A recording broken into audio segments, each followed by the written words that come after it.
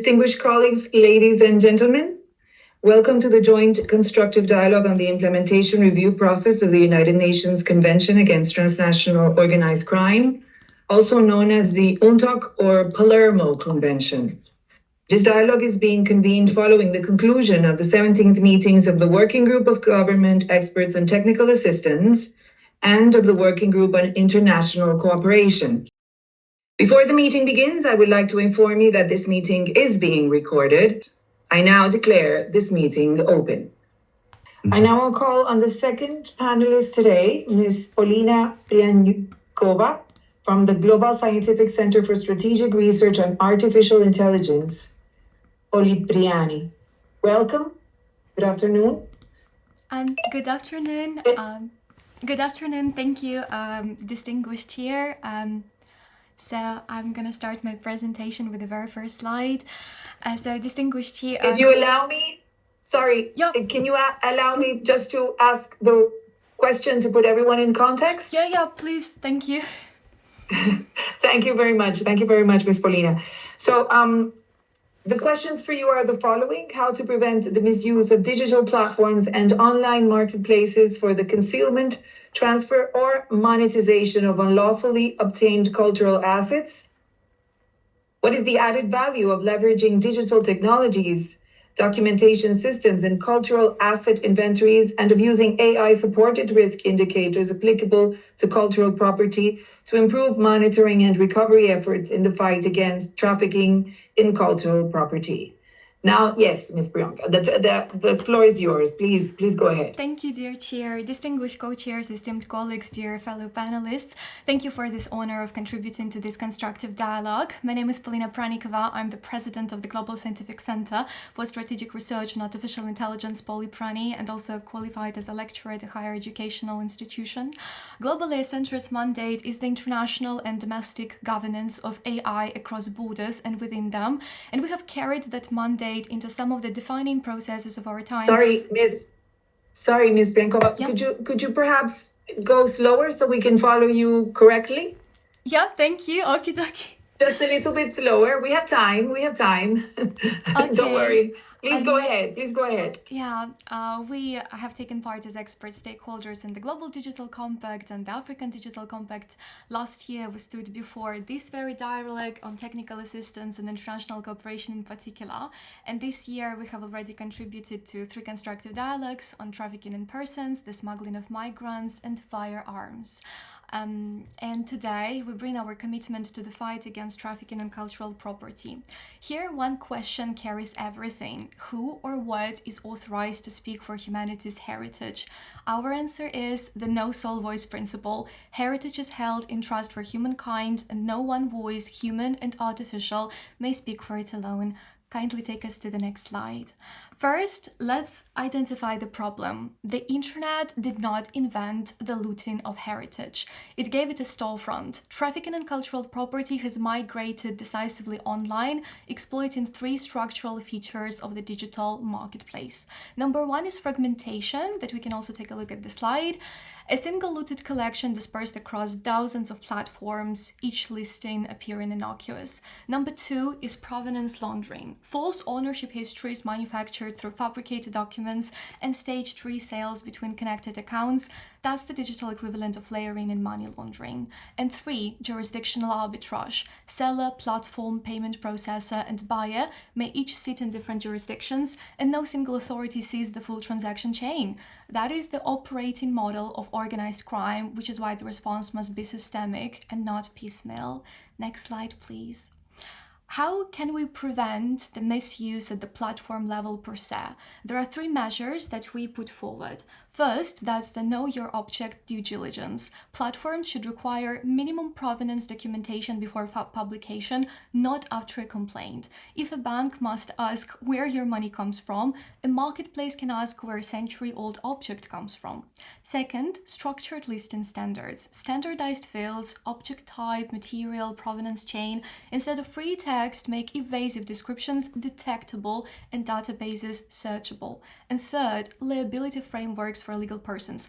Article 10 of the Convention already establishes the liability of legal persons that knowingly facilitate offenses. Extending compliance expectations to online marketplaces applies existing tools, not new ones. Next slide, please. Prevention, however, is only as strong as our documentation. An object never catalogued can rarely be recovered. Digital inventories add value through three properties: verifiable, interoperable, and fast.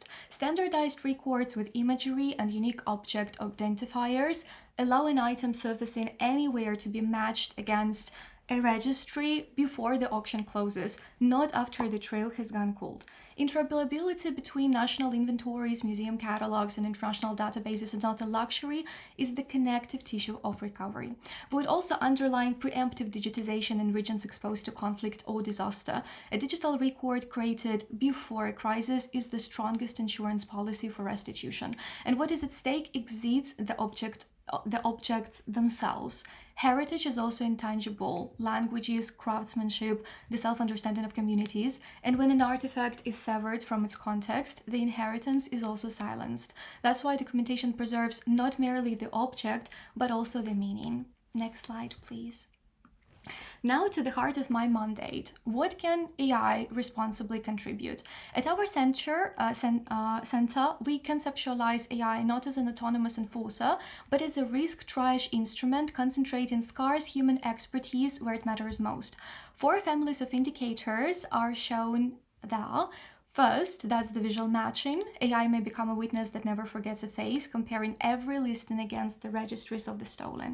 Second, provenance gap analysis, reading each ownership history like a biography, flagging the missing chapters. Third, behavior anomaly detection. Sellers who behave like smugglers, not collectors, may coordinate listings, hop platforms, and it can also be identified and flagged. And fourth, network analysis, connecting the dots between accounts, payments, and shipping to reveal the organized structure behind seemingly unrelated listings, what ultimately distinguishes organized crime from just opportunistic sale.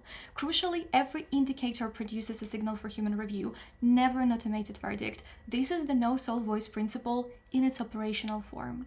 Next slide, please. And currently, we're going to enlighten more on the governance and the convention itself. Our center's position, also enshrined in the Artificial Intelligence Constitution in particular, that was also presented in 2024 to the United Nations Secretary General, is unequivocal. Our position is that artificial intelligence must never become an unauthorized spokesperson for civilization. AI has no sole voice. It may not represent, judge, or dispose of humanity's heritage on a marketplace or at any frontier humanity may yet reach, except under human verification and multilateral consent. And this conviction we submit goes further than anyone has yet stated. Only weeks ago, for example, the international astronautics community adopted updated protocols for humanity's search for intelligence beyond Earth. No announcement without independent verification, no reply on humanity's behalf without multilateral consultation through the United Nations. Those protocols seat every voice that matters at the table, the scientist, the institution, the United Nations per se. But one chair at the table is empty, the seat of the systems themselves, already listening, already filtering. And here arises the question: who binds the machine? Today, no protocol on Earth or beyond it says. So let our center state it plainly before this dialogue. The prohibition that binds every human voice must equally bind the artificial one. Artificial intelligence has no voice over humanity's heritage until humanity has verified and multilaterally approved it. In the systems judging marketplace listings today, no less than at any frontier tomorrow. That is the lacuna we identified, and that's how we propose to close it, tethered to human governance always. And could you please take us to one of the final slides for today? Currently, dear co-chairs, I would like to very clearly and explicitly propose 3 observations for possible reflection in the chair's summary. Observation number 1, encourage state parties and stakeholders to promote minimum provenance due diligence and structured listing standards for online marketplaces in cultural property, drawn in Article 10 of the Convention on the Liability of Legal Persons. Observation 2, encourage the development of interoperable digital inventories of cultural property, and the responsible use of AI-supported risk indicators as human-supervised triage tools supported by technical assistance under Article 29 so that no region is left behind. And observation 3, affirm as a guiding principle for emerging technologies that no artificial intelligence system may act as an unauthorized spokesperson for or sole arbiter of the heritage of humankind on Earth or beyond it. All AI applications in this field remain subject to human verification and multilateral oversight in the spirit of the Convention. And next slide, please. Whether an object surfaces on a marketplace today or humanity's memory is one day represented far beyond it, the rule remains one and the same. No one speaks for our shared heritage alone. Thank you very much for your attention. We will also go to one of the final slides where you can get to know our contacts. We once again extend our appreciation to the co-chairs and this dialogue for giving us the floor and this opportunity to share our legal vision and share, and we're always ready to extend a helping hand. If there are some questions, I would be happy to address them. Thank you. Thank you very much, Ms. Prianykova, very explicit presentation. Our third panelist is not online at this stage. So the floor can now be open for any questions. Colleagues, if you have questions for the panelists, comments related to their interventions.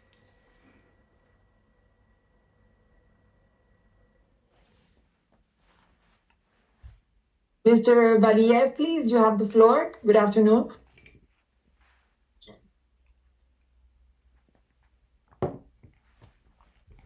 Good day, Madam Chair. Hello, good day, good afternoon. Madam Chair, thank you very much, Mr. Gabriello and Ms. Finley and other members. I welcome you. If you remember, I was a panelist about this topic, trafficking of cultural property crime. I appreciate to organizing this meeting. It is very interesting and useful conversation dialogues here. And I would like to address to Ms. Polina Prianykova. Thank you for your comprehensive presentation. Although it was so rapidly, but it was very interesting and useful. And my question to you, as I mentioned, some days ago, I was a panelist about this topic in UNTOC, and I had a little recommendation about this topic to create artificial intelligence program for monitoring all social networks platforms. How do you think can artificial intelligence monitor all social networks, all internet platforms accurately, so 100% accurately? How do you think? Is it possible? Thank you. Thank you, Faris. I would say that's a very comprehensive question, like the one that may entail multifarious answers, depending on what aspect exactly we want to enlighten.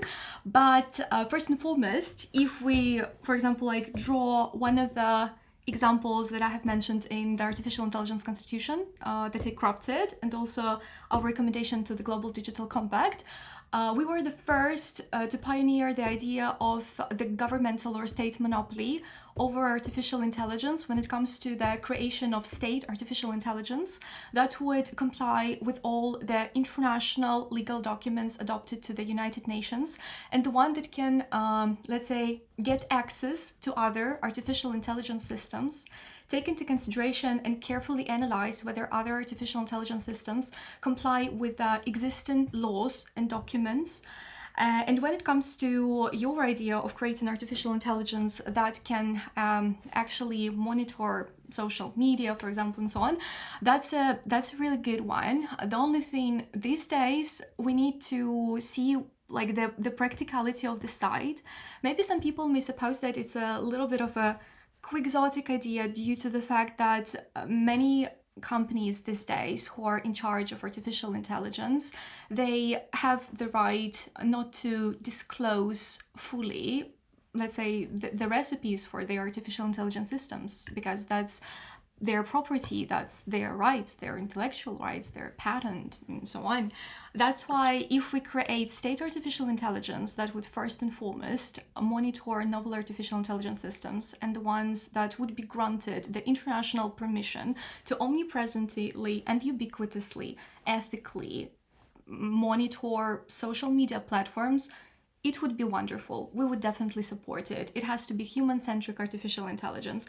And like state AI is not against AI itself. It's about the idea, how can we make all artificial intelligence systems so ethical? That's why I guess we definitely see eye to eye with your idea.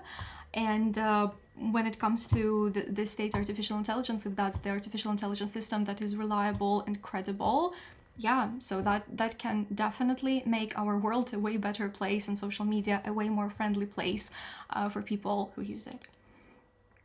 Thank you. Thank you very much. Thank you. Thank you very much, Ms. Polina. Mr. Baliev, great to see you again. Very happy to have you in our meeting this afternoon. Colleagues, do we have any other comments, observations, questions for our panelists?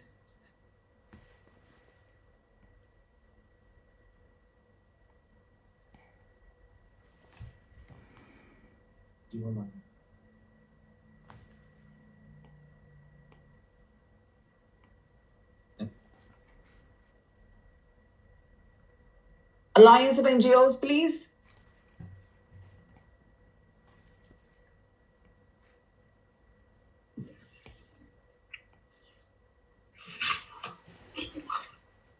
Hello.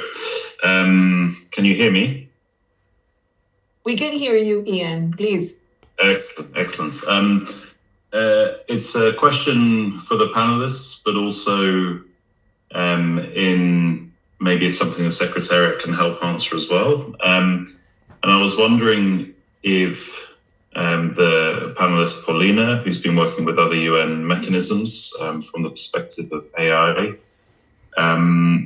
has any views on how AI could be used as a tool to enhancing the pace of the review mechanism, the gathering of data, and whether that's something that's being considered by the Secretariat, including with regard to the recommendations that you read out earlier, Madam Ambassador, on the need for more kind of collection, repository of information on the uses of the Convention for, I think it was for trafficking and cultural policy. I wonder if the panelists or the Secretariat have any views on how AI could be used in this process.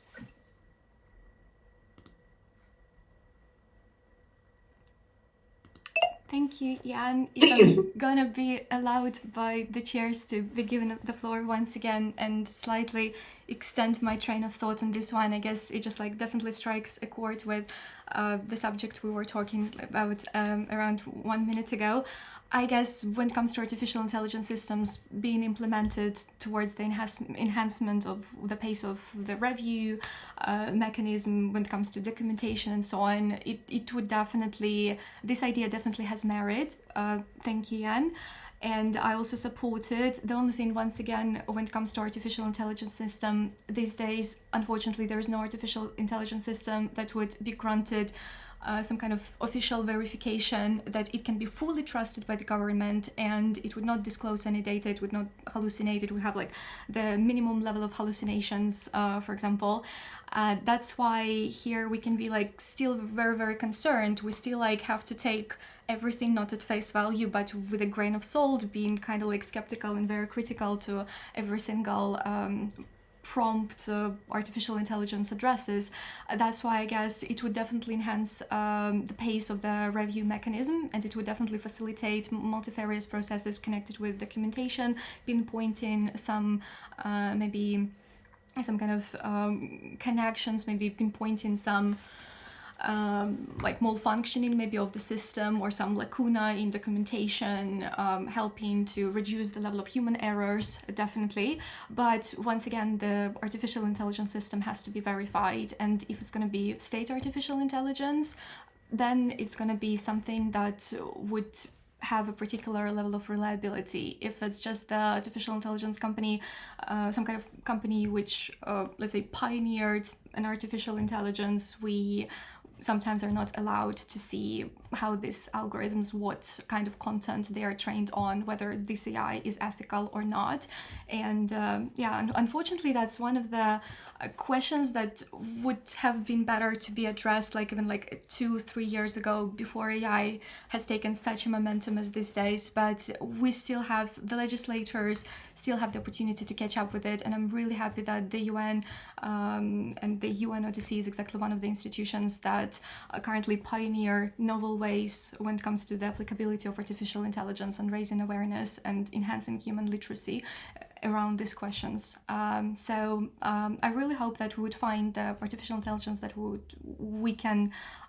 have this high level of trust, and then probably we can then allow it to officially monitor the documentation of different international institutions. Thank you very much, Ms. Polina. Thank you, Ian. I will now pass on to the Secretariat.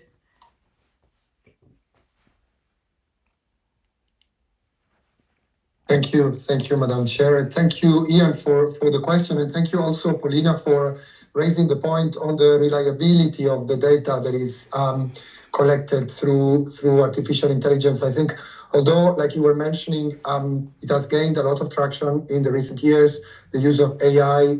From the technical point of view of the Secretariat, the added value of the human analysis in the collection of data and in the analysis of data still is of such a relevance that is probably indispensable at this point in time, and would not add the value to the process to the extent to which it would probably make it faster. So at this point in time, with the developments that we have now harnessed, from the point of view of the process, it is still possibly too early for something like AI to be deployed massively into a process such as the review mechanism.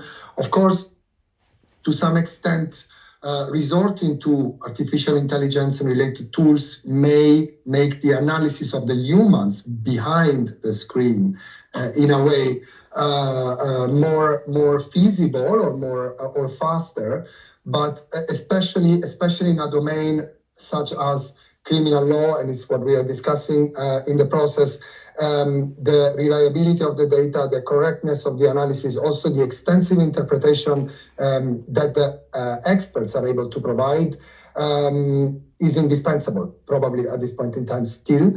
Of course, there are occasions such as the working group discussions where states meet every year and they take stock of the advancements. They can propose new modalities of conduct for processes that are strictly regulated, such as the review mechanism. So we have an open window to what can come next, and we have at least 5 opportunities per year to discuss such type of advancements. We have every 2 years, and we'll have in October later this year an opportunity to meet with all the states parties at the conference of the parties to look into what has changed in the previous couple of years and see what can be improved, adjusted accordingly. But as the process is designed now, the extent to which the artificial intelligence that we know now can have an added value is probably still to be thoroughly investigated. So I don't know if I just used very generic words, but in general terms, this would be a, let's say, some sort of a formal position at this point. Thank you. Thank you very much, Secretariat. Any more comments, questions? If I may add something. Please. And let me also thank Ian for raising this question, because it can offer an opportunity for reply at different levels and taking into account different considerations.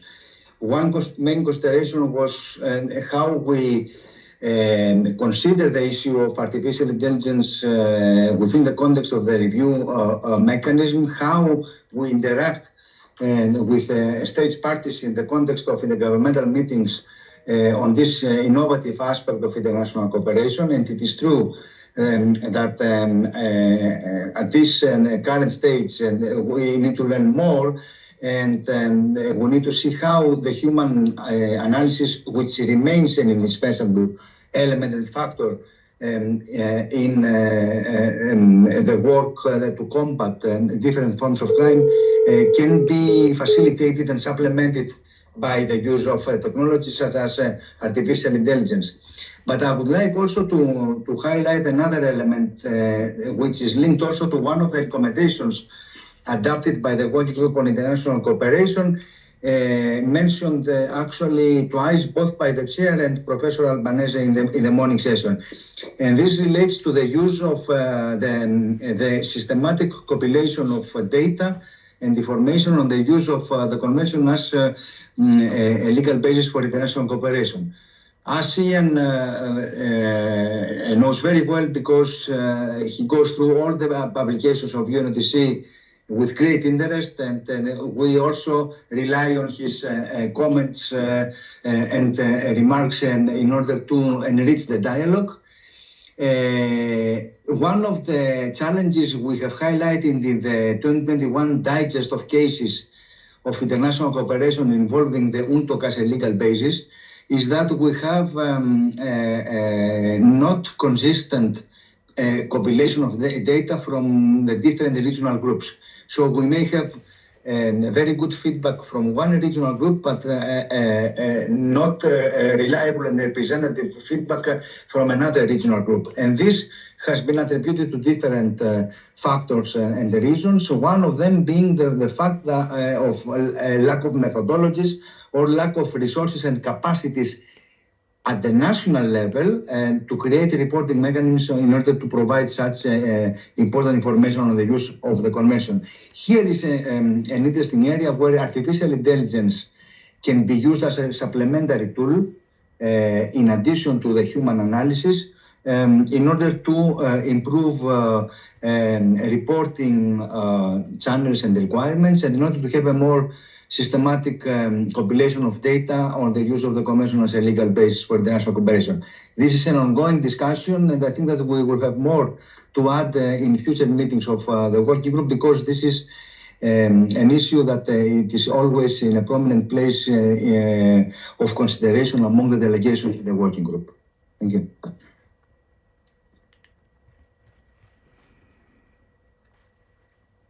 Thank you very much, Secretariat. Colleagues, any more comments, questions? We see that the third panelist is not yet connected. So if you don't have any further comments, we can now consider that we have exhausted all possible interventions. And I will now then declare the agenda closed. We would like to let everyone know that all presentations shown today by our panelists will be uploaded to the web page of this constructive dialogue after its conclusion. So I will now hand over to my dear co-chair so that he now guides you through agenda item number 4. Thank you, Your Excellency.